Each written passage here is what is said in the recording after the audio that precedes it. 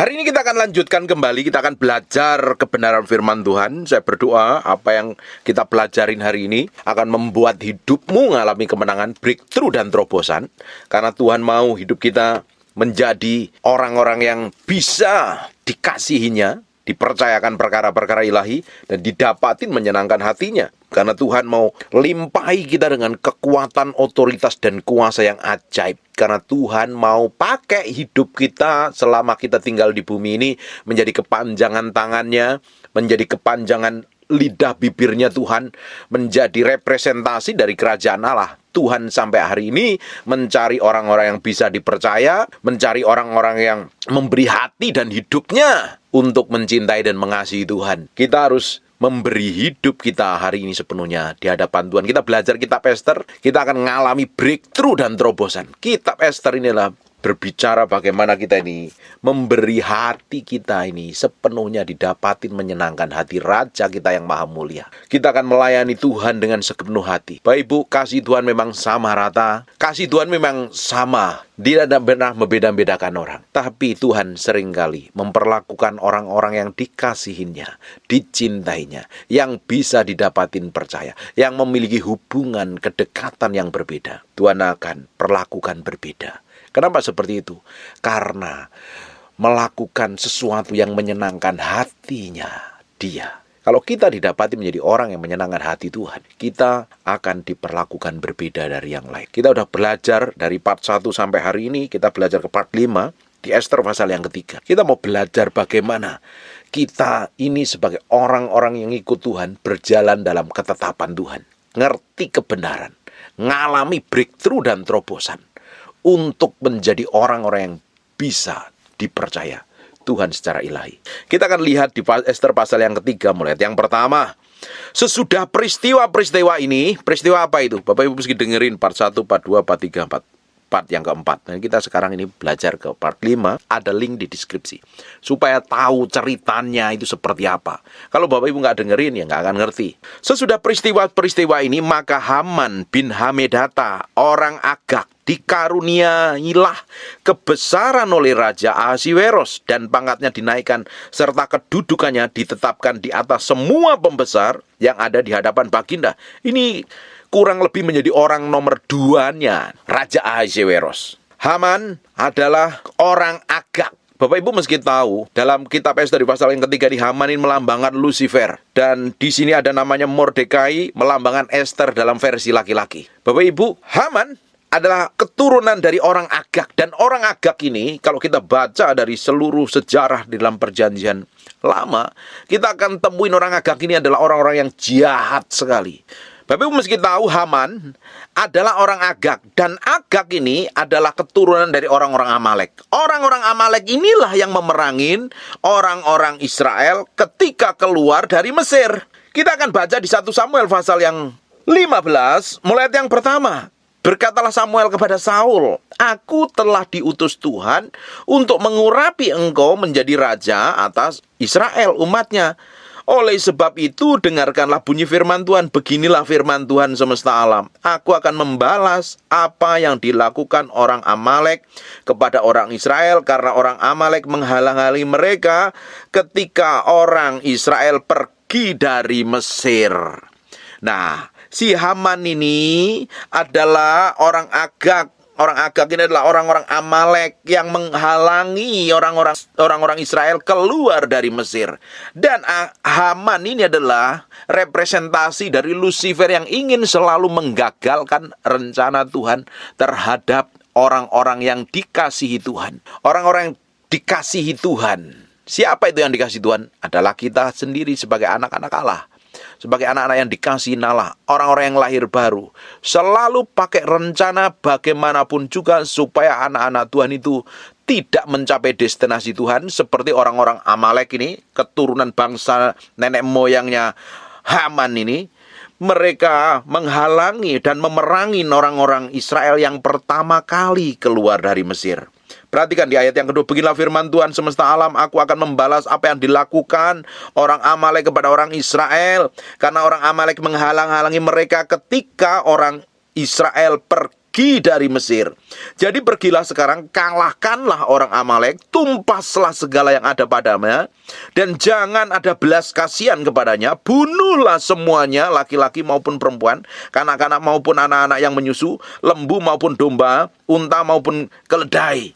Kenapa kok ada keputusan yang kelihatannya kejam dan sadis ini? Karena orang-orang Amalek ini orang yang sangat-sangat jahat. Mereka melakukan kejahatan, menyerahkan anaknya jadi korban kepada dewanya. Ini orang yang kejam sekali loh. Sampai hari ini iblis ingin terus mencuri, membunuh, dan membinasakan orang-orang yang dikasihinya.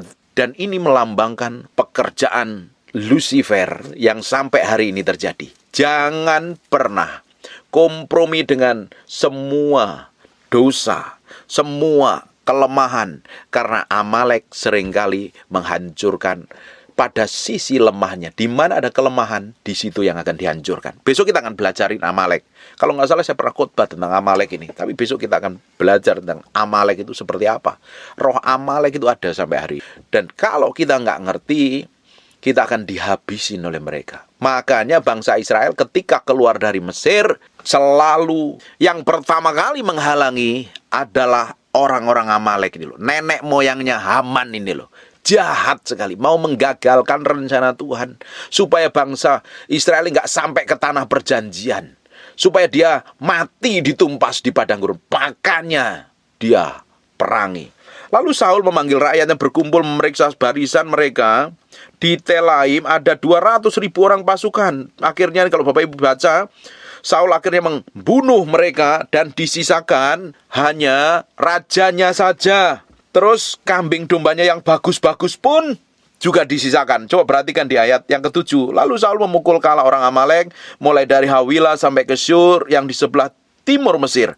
Agag, raja orang Amalek, ditangkapnya hidup-hidup. Perhatikan ya, Agag, raja orang Amalek, ditangkapnya hidup-hidup, tetapi segenap rakyatnya ditumpasnya dengan mata pedang. Tetapi Saul dan rakyatnya menyelamatkan Agag dan kambing domba dan lembu-lembu yang terbaik dan tampun pula anak domba dan segala yang berharga.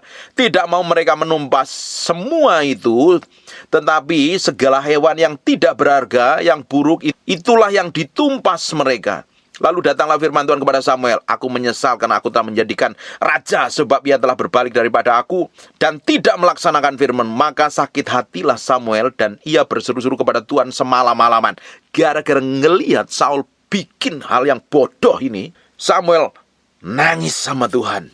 Dia berdoa, dia jerit sama Tuhan. Lalu Samuel bangun pagi-pagi untuk bertemu dengan Saul, tetapi diberitakannya kepada Samuel, demikianlah Saul telah kembali ke Karmel tadi, dan telah didirikan baginya suatu tanda peringatan. Kemudian ia berbalik mengambil jurusan ke Gilgal. Kita lihat ayat ke-13. Ketika Samuel sampai kepada Saul, berkatalah Saul kepadanya, diberkatilah kiranya engkau oleh Tuhan, aku telah melaksanakan firman Tuhan. Tapi apa yang dikatakan? Tetapi Samuel kalau begitu, apakah bunyi kambing domba yang sampai ke telingaku dan bunyi lembu-lembu yang kudengar itu? Perhatikan yang 15. Dan semuanya itu dibawa dari orang Amalek, sebab rakyat menyelamatkan kambing domba lembu yang terbaik. Disuruh tumpas, tapi nggak dihabisin. Rajanya pun ditinggalkan hidup. Perhatikan yang 16. Ayat yang ke-18. Tuhan telah menyuruh engkau pergi dengan pesan, pergilah tumpaslah orang berdosa. Itu yakni orang Amalek, berperanglah melawan mereka sampai engkau membinasakan mereka. Tapi ternyata tidak dihabisin. Akhirnya dari kejadian ini Saul ditolak menjadi raja. Maka sekarang ayat 25, ampunilah kiranya dosaku, kembalikan bersama-sama, maka aku akan sujud menyembah kepada Tuhan. Tetapi jawab Samuel, aku tidak akan kembali bersama-sama dengan engkau, sebab engkau telah menolak firman Tuhan. Sebab itu Tuhan telah menolak engkau menjadi raja atas Israel. Ini Saul masih bela terus, Saul masih kurang ajar terus. Akhirnya Bapak Ibu lihat ya, apa yang dilakukan Samuel. Raja Agag dipanggil dan dibunuh. Bunuhnya bukan hanya sekedar dibunuh biasa, tapi dicincang-cincang. Ini melambangkan perbuatan iblis yang hari ini. Makanya si Haman selalu pingin menghancurkan apa yang raja kasihi. Kita akan lihat ayat selanjutnya ya. Ini Haman melambangkan Lucifer. Makanya dia selalu pakai cara apapun juga untuk menggagalkan, melakukan siasat yang jahat sekali. Kita akan lihat. Dan semua pegawai-pegawai raja yang di pintu gerbang istana, raja berlutut dan sujud kepada Haman. Sebab demikianlah diperintahkan raja tentang dia. Tetapi Mordekai tidak berlutut dan tidak bersujud. Karena Mordekai ini adalah lambangnya Esther, laki-laki. Dia nggak mau sujud kepada orang yang jahat ini, keturunan orang jahat. Bapak Ibu, kalau kita pelajarin ya, orang-orang Amalek ini, orang-orang Agag, mereka adalah orang-orang Amalek yang jahat sekali loh. Mereka melakukan kejahatan dan keji, makanya Tuhan benci sekali, Tuhan memusnahkan. Kita akan lihat di pasal-pasal yang lain, kita akan mengetahui bahwa orang-orang Amalek ini akan dimusnahkan Tuhan. Ini lambang kejahatan, lambangnya pekerjaan iblis yang ingin selalu mencuri, membunuh, dan menghancurkan semua rencana Tuhan yang terjadi dalam hidup kita. Makanya Mordekai ini kan orang pintar. Mordekai ini kalau kemarin kita belajar di kitab Esra, dia salah satu orang yang ikut pulang bersama Esra untuk membangun bait suci. Nah, orang-orang ini nyelidikin sejarah kitab para nabi.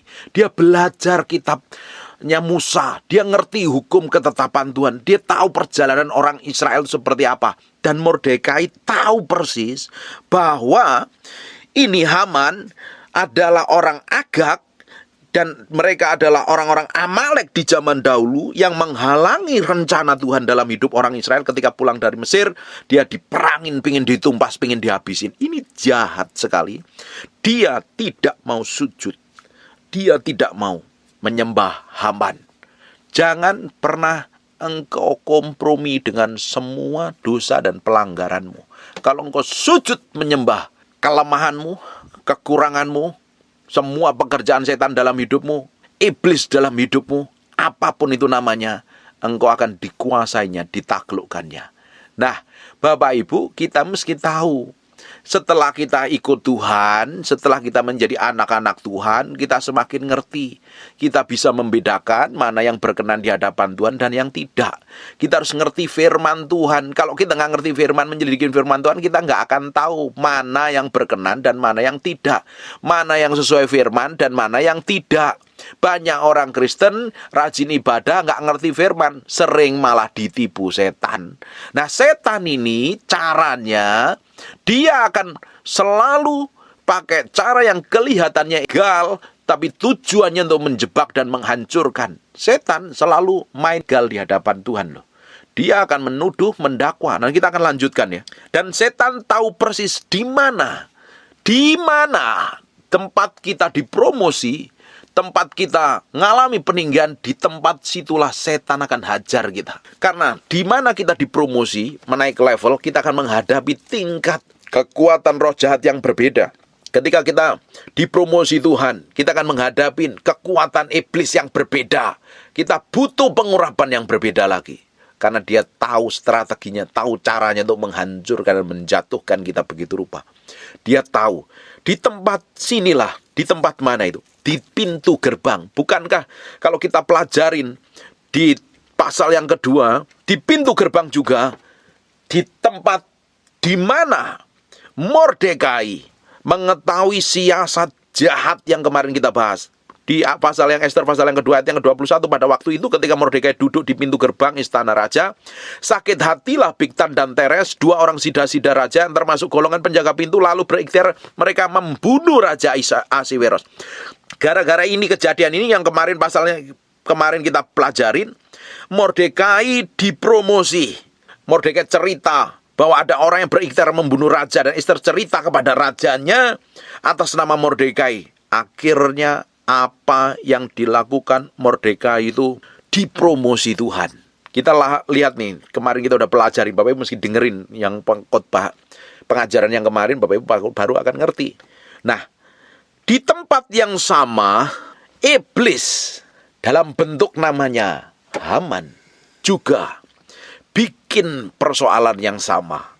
Makanya Bapak Ibu lihat, perhatikan baik-baik ya.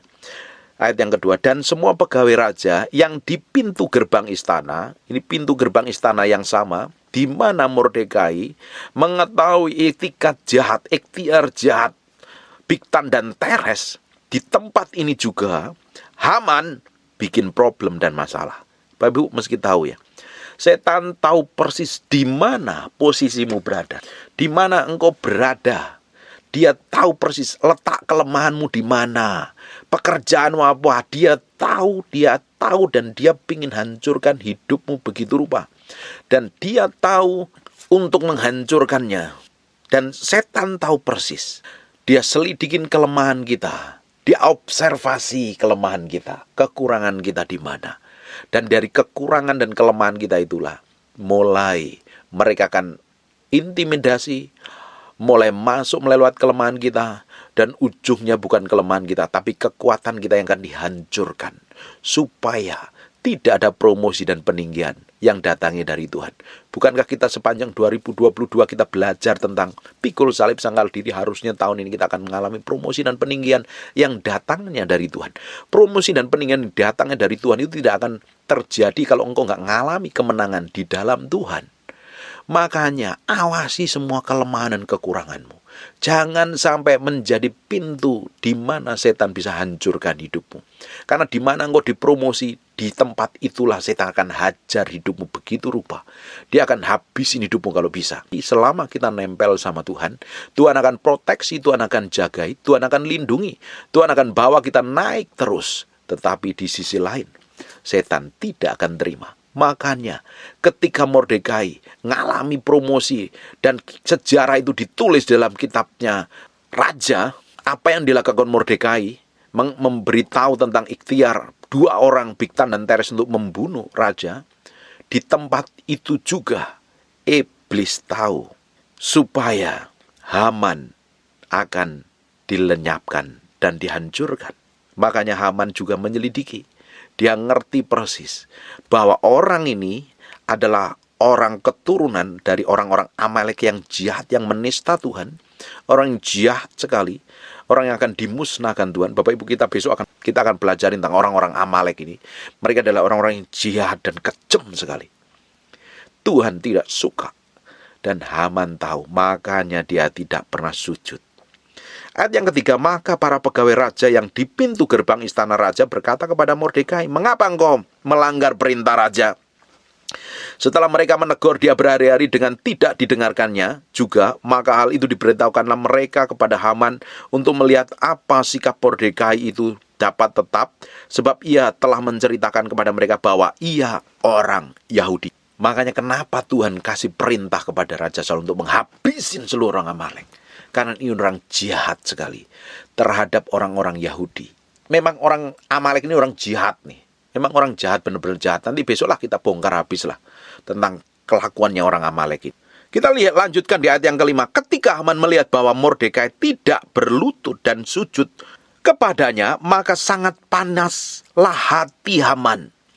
Tetapi ia menganggap dirinya terlalu hina untuk membunuh Mordekai saja. Karena orang telah memberitahukan kepadanya kebangsaan Mordekai itu. Jadi Haman mencari ikhtiar memunahkan semua orang Yahudi, yakni bangsa Mordekai itu di seluruh kerajaan Ahasiweros. Kan jahat kan?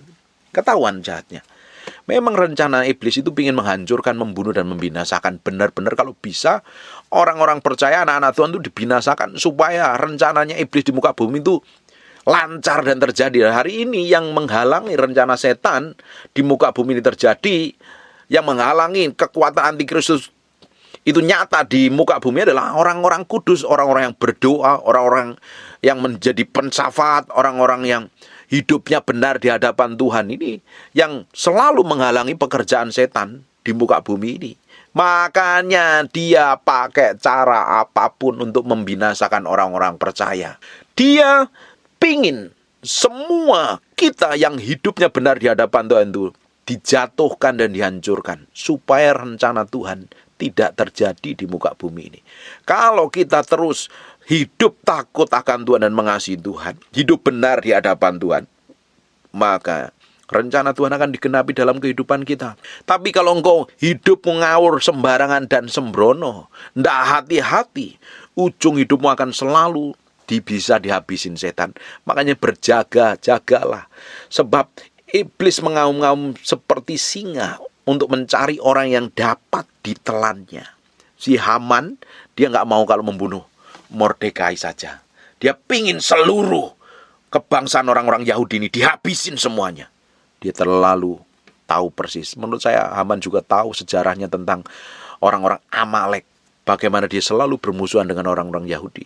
Dia punya kebencian yang begitu rupa. Karena roh Amalek ini tetap ada. Dia selalu memusuhin orang-orang benar. Kalau bisa dibinasakan begitu rupa. Akhirnya Haman mencari ikhtiar nih. Wah, kalau aku bunuh Mordekai saja rasanya terhina sekali. Lebih baik aku bunuh seluruh bangsa ini. Dia mainnya secara ilegal. Perhatikan ayat yang ke-7. Dalam bulan pertama, yakni bulan Nisan, dalam tahun yang ke-12 zaman Raja Ahasweros, orang membuang pur, yakni undi, di depan Haman. Hari demi hari dan bulan demi bulan, sampai jatuh pada bulan yang ke-12, yakni bulan Adar. Maka sembah Haman kepada Raja Ahasweros, ada suatu bangsa yang hidupnya tercerai-berai dan terasing di antara bangsa-bangsa. Stop sampai sini, perhatikan. Ayat yang ke-8. Maka sembah Haman kepada Raja Ahasweros, ada suatu bangsa yang hidup tercerai-berai. Akhirnya Haman itu mainnya legal. Dia menghadap raja. Nanti kita akan lanjutkan. Bapak Ibu, iblis pun mainnya legal di hadapan Tuhan. Dia nggak bisa menghancurkan kita. Dia tunggu kita ini bikin kesalahan melanggar firman Tuhan. Baru si iblis itu bisa tuduh dan dakwa. Karena kerjanya iblis adalah mendakwa dan menuduh kita. Di hadapan Tuhan mainnya legal. Bapak Ibu, kalau kita belajar ini kitab Ayub saja. Iblis nggak bisa menghancurkan Ayub sampai mainnya legal di hadapan Tuhan. Tuhan pamerin ya, saya nggak tahu kenapa Tuhan sampai pamerin Ayub begini-begini. Tetap saja kalau Ayub dipagarin Tuhan, iblis nggak bisa sentuh. Kecuali pagar yang menudungin Ayub itu diambil, baru iblis bisa sentuh dia. Dia main legal sampai hari ini. Bahkan kita pelajari di kitab Yudas. Lucifer pun, iblis pun berebut mayat Musa. Dia juga main ilegal. Kenapa? Musa karena pernah melanggar hukum Taurat Tuhan. Dia bikin dosa. Kenapa? Membunuh 2 orang Mesir. Kan itu pelanggaran yang melawan ketetapan Tuhan. Kan tidak boleh membunuh. Tapi nyatanya Musa membunuh. Itu yang jadi alasan iblis untuk merebut mayat Musa. Sekalipun nggak dapat jiwanya, nggak dapat rohnya, paling tidak dapat tubuhnya, dapat mayatnya. Tetapi apa yang terjadi? Iblis diharat oleh malaikat, penghulu malaikat Mikael. Akhirnya apa yang terjadi? Mayat Musa sampai hari ini dibawa ke surga. Bapak Ibu, kita mesti tahu loh, iblis sampai hari ini mainnya legal. Dia menduduh, mendakwa kita. Kalau engkau hidupmu masih tertuduh dan terdakwa, ujung hidupmu engkau nggak bakalan bisa berdoa. Makanya kalau ada apapun masalah cepat diselesaikan di hadapan Tuhan. Kita belajar di kitab Matius, saya sering khotbahin ini loh. Kalau engkau punya masalah cepat diberesin. Masalah suami dengan istri, masalah dengan anak, masalah dengan tetangga, masalah dengan bos pimpinan, masalah dengan rekan kerja, masalah dengan gembalamu, masalah dengan siapapun cepat diberesin. Kalau tidak, setan punya kesempatan ilegal untuk mendakwamu. Bukankah Alkitab katakan loh, kalau engkau punya hubunganmu tidak baik dengan pasanganmu, hidupmu, dengan istrimu, cepat diberesin supaya doamu tidak terhalang. Kalau doamu terhalang, iblis akan tuduh. Dia akan dakwa, kerjaannya mendakwa dan menuduh. Kalau engkau sudah tertuduh dan terdakwa, akhirnya engkau tidak punya keberanian untuk masuk ke dalam tahta Allah. Dalam area ini kita harus benar dulu di hadapan Tuhan. Kalau kita nggak kuat di area ini, iblis akan serang dalam berbagai macam cara. Dengerin baik-baik Bapak Ibu. Setan mainnya ilegal di hadapan Tuhan. Dia tunggu, dia tahu persis kelemahan kita seperti apa. Dia tunggu waktu engkau lemah dan melakukan dosa, dia akan masuk lewat kelemahanmu. Apapun itu, karena setiap orang punya kelemahan masing-masing yang berbeda. Saya pun sampai hari ini harus pikul salib sangkal diri, karena saya masih banyak punya kelemahan yang harus saya benar-benar bereskan di hadapan Tuhan. Bahwa Ibu juga punya kelemahan masing-masing yang berbeda. Setiap orang kita ini belum ada yang sempurna. Kita sedang menuju dalam kesempurnaan, perjalanan menuju kesempurnaan. Waktu kita berjalan menuju kesempurnaan itu, ada hal yang kita kelemahan, ada kekurangan, ada hal yang bisa memicu setan, bisa menghancurkan hidup kita. Kita harus bereskan supaya hidup kita ini ngalami kemenangan sampai garis akhir. Karena iblis tidak akan pernah terima kita menjadi orang-orang yang dipakai Tuhan.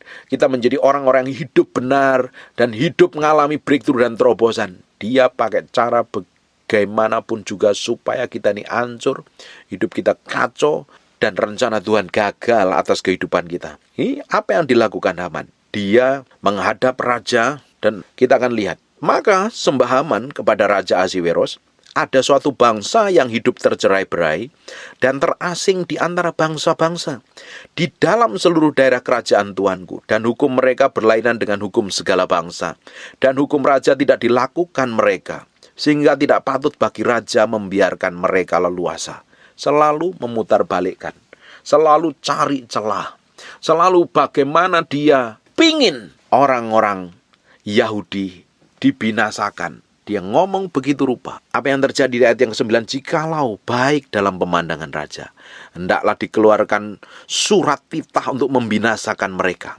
Maka hamba akan menimbang perak 10.000 talenta dan menyerahkan kepada tangan para pejabat yang bersangkutan, supaya mereka memasukkannya ke dalam perbendaharaan raja. Bayangkan Bapak Ibu, mungkin hari ini hidupmu beberapa orang sedang dihabisin setan, dituduh setan habis-habisan, mau dihancurkan begitu rupa, rasanya sudah nggak tahu jalan keluar. Dengerin baik, memang kerjaannya setan seperti itu, supaya engkau panik, stres, engkau nggak ngerti lagi jalan kebenaran, engkau nggak ngerti kebenaran firman Tuhan.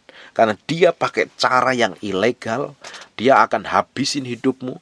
Tapi kalau engkau ngerti kebenaran, engkau tahu caranya Tuhan bekerja, hidupmu akan mengalami breakthrough dan terobosan. Tetap dalam setiap masalah dan persoalan itu, Tuhan izinkan terjadi, supaya kita tuh belajar ketetapan-ketetapan Tuhan.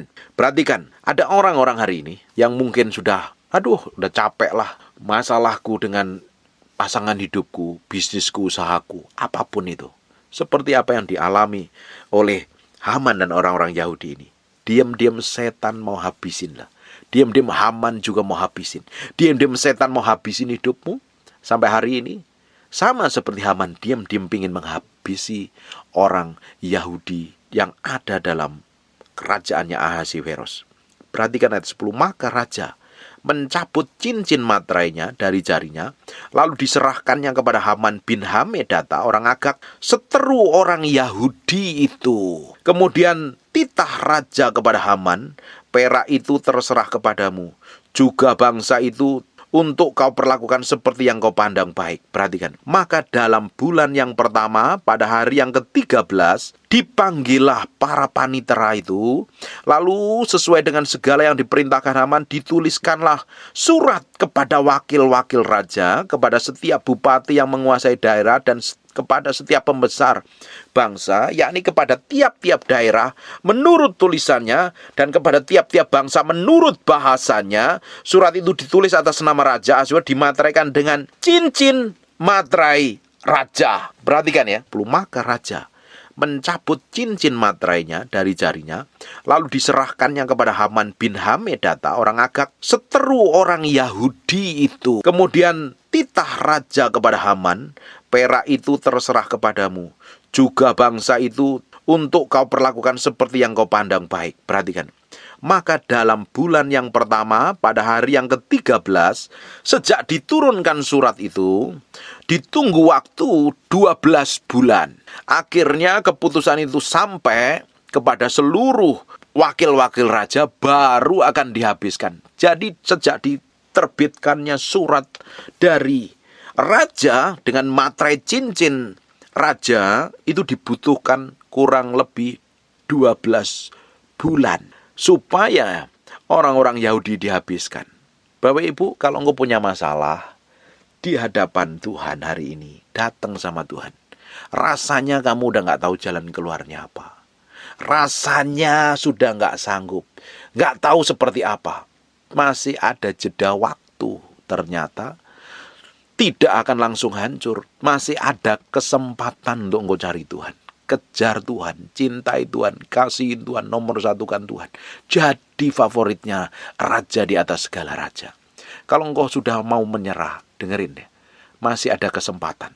Rasa-rasanya orang-orang Yahudi beserta Mordekai mau dihabisin oleh Haman. Ternyata diputuskan keputusan raja, masih ada sisa 12 bulan.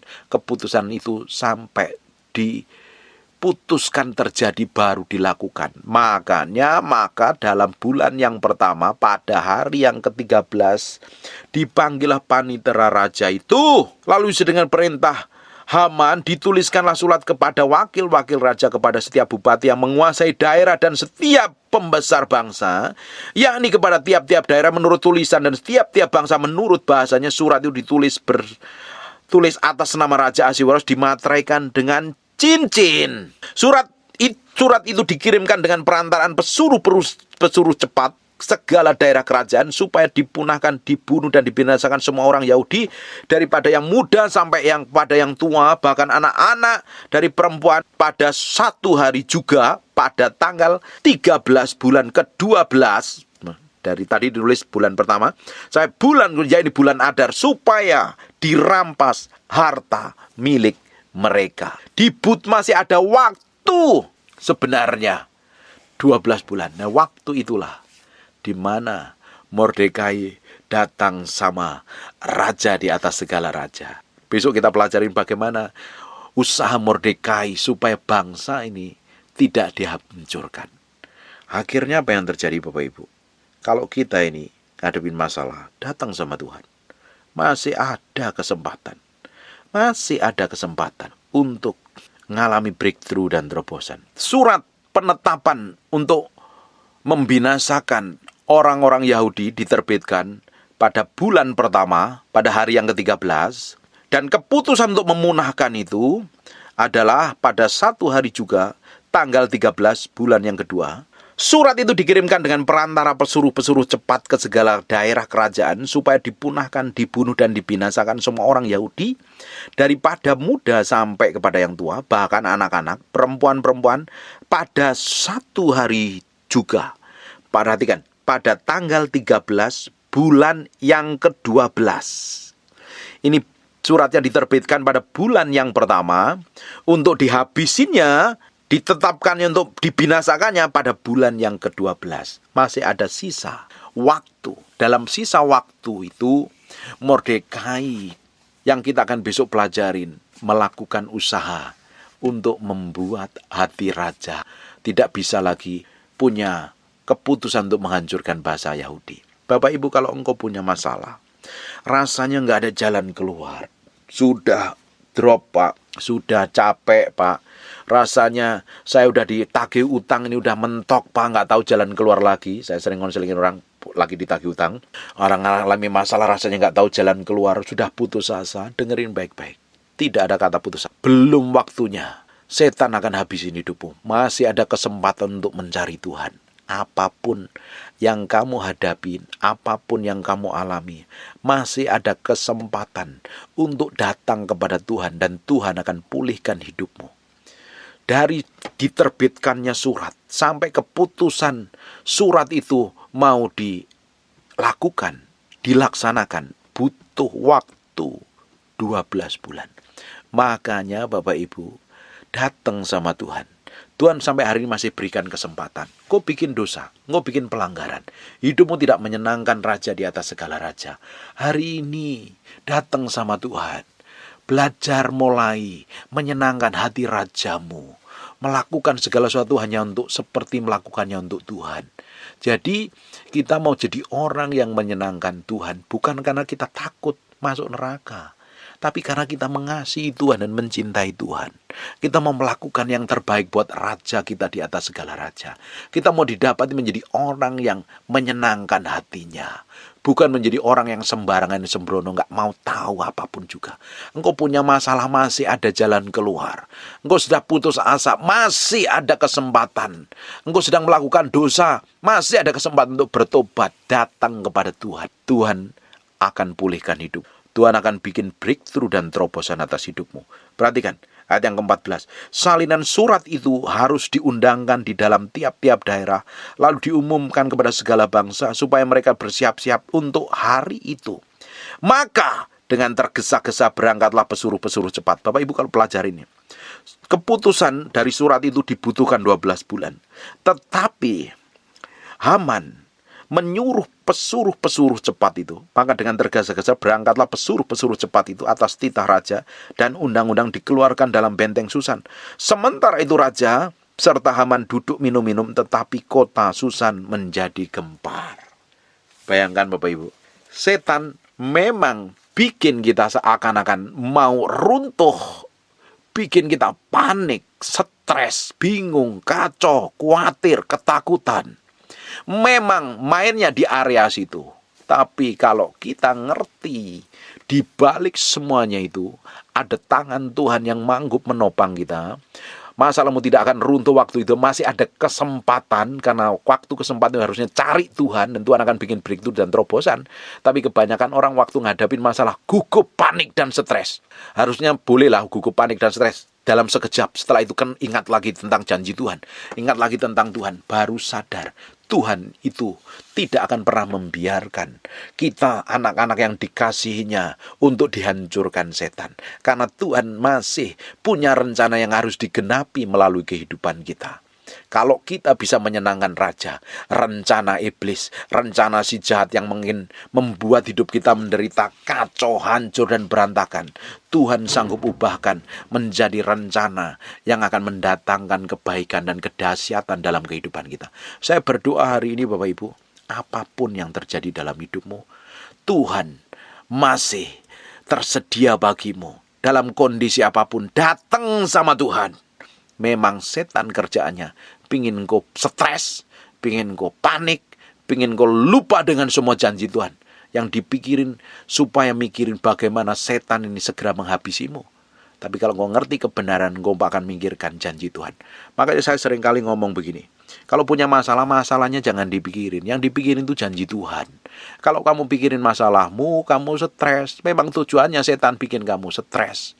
Memang tujuannya setan bikin kamu gempar, panik, kacau, supaya nggak fokus sama Tuhan. Bayangkan kalau hidupmu panik, kacau, ya mana bisa berdoa? Ya setan seneng ketawa-ketawa pingin habisin hidupmu. Karena memang tujuannya seperti itu. Kan Haman mengeluarkan surat keputusan. Dia minum-minum, duduk, nyantai-nyantai, tapi rakyat Yahudi udah gempar, panik, stres. Apakah akan terus ngikutin panikmu? Apakah akan terus ngikutin stresmu? Harus engkau belajar menyenangkan hati raja di atas segala raja. Iblis sampai hari ini ingin menghancurkan hidup kita. Dia menunggu waktu yang tepat untuk menghabisi hidup kita. Di Lukas pasal yang keempat, ketika iblis mencobai Yesus, dia kalah, gagal mencobai menjatuhkan Yesus. Dia menunggu waktu yang tepat. Makanya hari ini hidupmu tuh gak nyantai. Setiap hari mengalami peperangan. Hidup kekristenan kok nyantai. Udah gak mau belajar firman. Kerjaannya main handphone, scroll media sosial yang gak jelas. Isinya kosong dan hampa. Kamu gak ngerti kebenaran. Terus kamu pengen ngalami breakthrough dan terobosan. Pengen dipakai Tuhan. Gigit jari kamu bisa dipakai Tuhan. Kamu harus bayar harga. Hidup kita ini setiap hari peperangan di alam roh nih. Peperangan di dalam medan peperangan yang paling sering kali dihajar setan adalah pikiran kita. Nah, pikiran kita ini harus ditaklukkan dan ditundukkan kepada Tuhan kok, supaya kita ngalami breakthrough dan terobosan. Sampai hari ini setan kerjanya double porsi karena dia tahu waktunya sudah dekat. Waktunya sudah mepet. Kalau dia nggak kerja keras, rencananya iblis akan gagal. Nah, makanya anak Tuhan jangan nyantai-nyantai, jangan rileks-rileks aja. Terus kamu pikir kamu sudah percaya Tuhan, rajin ke gereja, tapi hidupmu ngawur dan kamu masuk surga. Dihabisin setan. Berapa banyak orang yang nggak jaga-jaga, dihabisin setan lewat kelemahannya. Kan memang tujuannya Haman, keturunan orang Amalek ini ingin menghancurkan Mordekai. Bukankah setan tujuannya juga pengen mencuri, membunuh, dan membinasakan hidup kita? Kita mesti belajar ngerti loh, supaya hidup kita ini benar-benar ngalami breakthrough dan terobosan. Hidup kita ngalami kemenangan secara ajaib dan dahsyat dalam hidup kita. Kalau tidak, kita akan dihabisin setan. Benar-benar dihabisin setan. Dia tahu di mana kita dipromosi, disitulah kita akan dihajar. Setan tahu persis, dia nggak mau kita itu dipromosi Tuhan. Makanya dia tahu di mana Haman mengetahui ikhtiar jahat Teres dan Bigtan untuk membunuh raja. Di tempat, di pintu gerbang yang sama. Haman ingin menghancurkan Mordekai. Tidak hanya Mordekai, seluruh orang-orang Yahudi di bawah kerajaannya Ahasiweros. Bapak Ibu, sadar diri hari ini. Selidiki sampai kedalaman batinmu. Kalau ada yang masih menguasai dalam hidupmu yang menyeretmu jatuh dalam dosa terus, jatuh dalam pelanggaran, apapun itu namanya. Datang sama Tuhan, serahin sama Tuhan.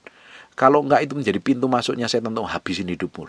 Kalau kita ngerti kitab Ester ini, hidup kita akan menyenangkan Tuhan.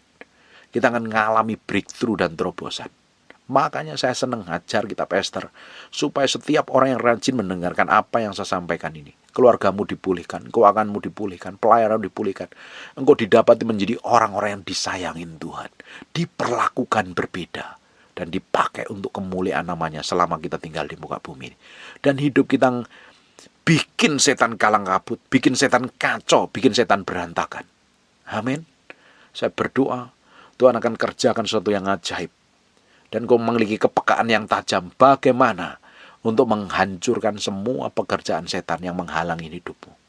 Menghalangi promosi dan peninggian yang datangnya dari Tuhan dari hidupmu. Kita harus menerima jatah ilahi yang Tuhan tetapkan dalam kehidupan kita. Jangan sampai jatah itu dihabisin setan. Amin.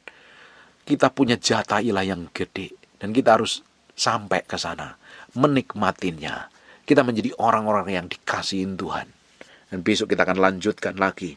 Kita akan terus menghancurkan pekerjaan setan di muka bumi ini. Kita harus sampai garis akhir, didapatin menyenangkan hati raja di atas segala raja. Amin. Tutup matamu, tutup Alkitabmu. Kita berdoa bahwa terima kasih buat firman-Mu, kami materaikan dengan darah anak domba.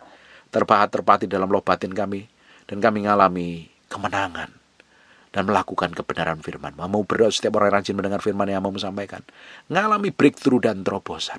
Mereka dipulihkan Tuhan, mereka dijamah Tuhan, mereka didapati menyenangkan hati Tuhan. Mau berdoa untuk orang-orang yang sakit dan mengalami kelemahan tubuh oleh bilur Yesus, oleh darah Yesus, jadilah engkau tahir, jadilah engkau sembuh, jadilah engkau sehat. Mau berdoa orang-orang yang dikasihi Tuhan ini menjadi orang kesayangan Tuhan sampai garis akhir menyenangkan hati Tuhan. Terima kasih Tuhan. Kami kembalikan, serahkan semuanya ke dalam tangan kuasa-Mu. Kami berdoa dan mengucap syukur dalam nama Yesus. Haleluya. Amin. And God bless you. Tutup mata. Dipenuhi kemuliaan.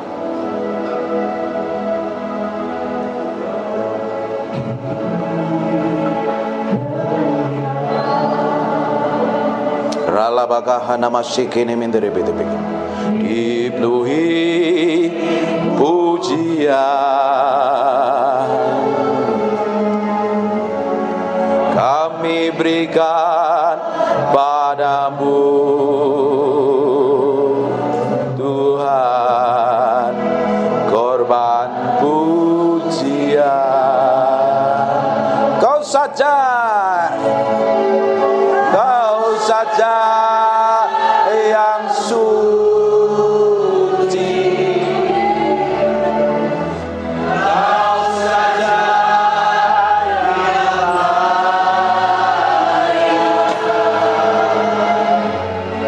yang layak. Kau layak terima glory.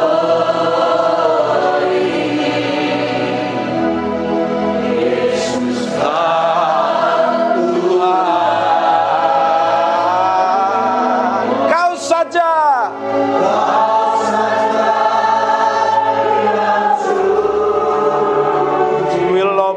praise you, we adore you.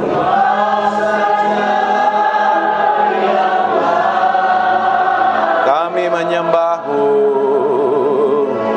Kau layak terima glory.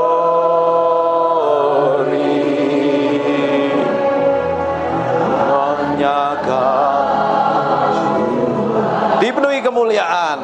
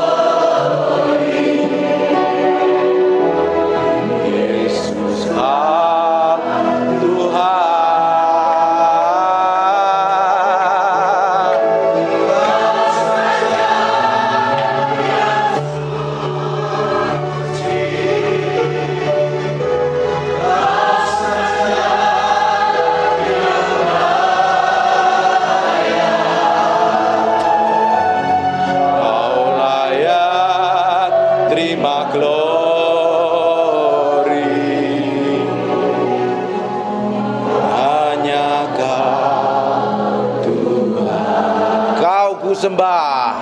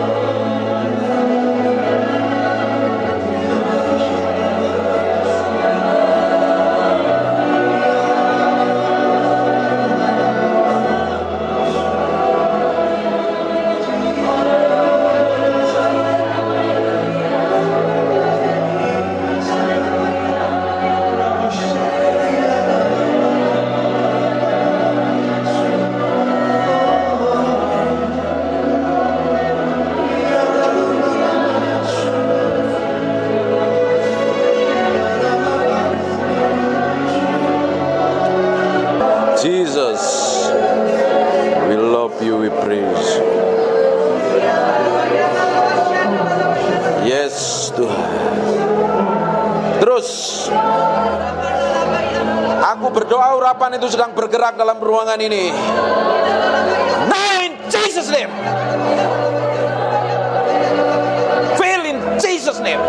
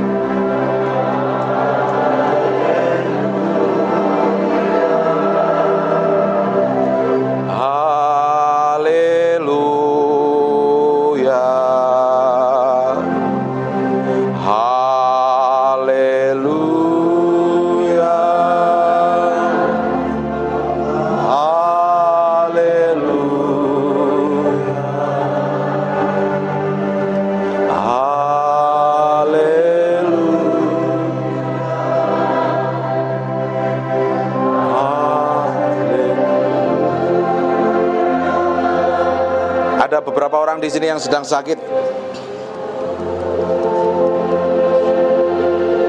Taruh tangan kananmu di bagian yang sakit. Saya mau berdoa.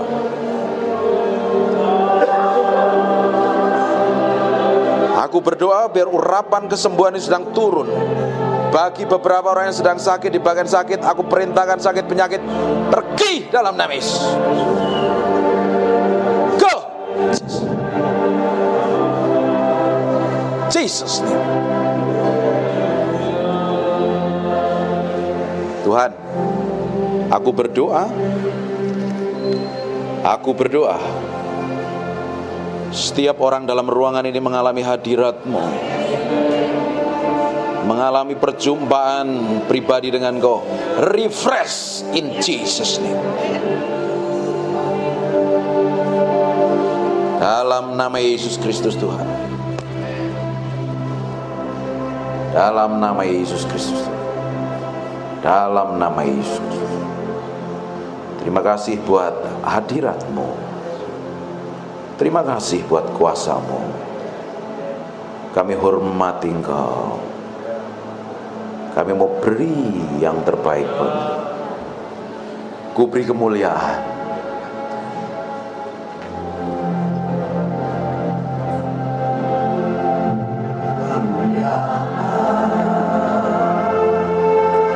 Dan hormat, ku angkat suara pujian, ku agungkan nama-Mu, ku beri kemuliaan dan hormat, ku angkat suara pujian, ku agungkan nama-Mu.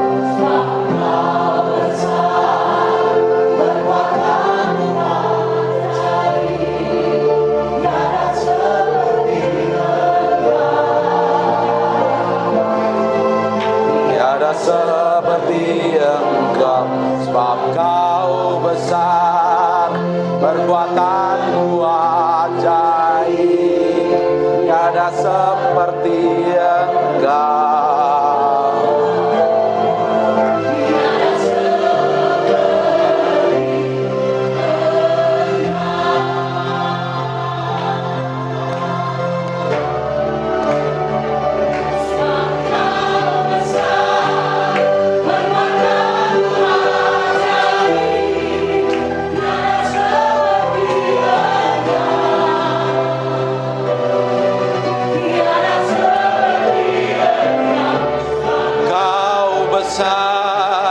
Perbuatan-Mu ajaib,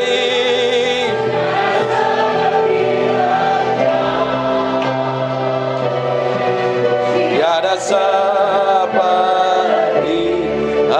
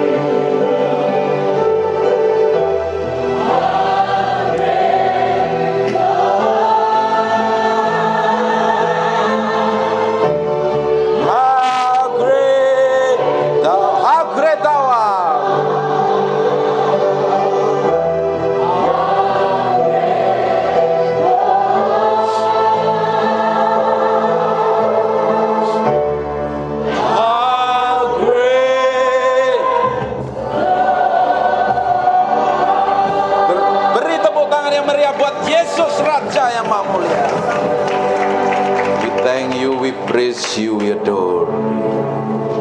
Makasih Tuhan. Urapi kami semuanya yang mau belajar firman-Mu. Berikan roh hikmat, wahyu, dan pengertian. Buat kami bisa ngerti isi hati-Mu. Dalam nama Yesus. Semua yang diberkati Tuhan katakan amin. Silakan.